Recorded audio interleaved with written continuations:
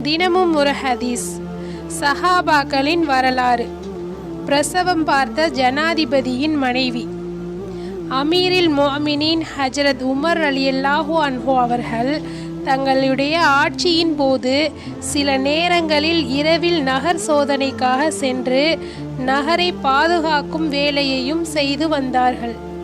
இவ்வாறு ஒரு தடவை அவர்கள் நகர் சோதனைக்காக இரவில் ஒரு மைதானத்தின் வழியாக சென்று கொண்டிருந்த போது ஆட்டு ரோமத்தினால் ஆன கம்பளத்தினால் ஒரு கூடாரம் அங்கு அமைக்கப்பட்டிருந்ததை கண்டார்கள்.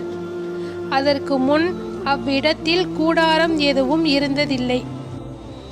அதன் அருகில் அவர் சென்று பார்த்த பொழுது ஒரு மனிதர் கூடாரத்திற்கு வெளியே உட்கார்ந்து கொண்டிருந்தார். கூடாரத்தின் உள்ளிருந்து முழங்கும் சத்தம் வந்து கொண்டிருந்தது. ஹஜரத் உமர் ரலியல்லாஹு அன்ஹு அவர்கள்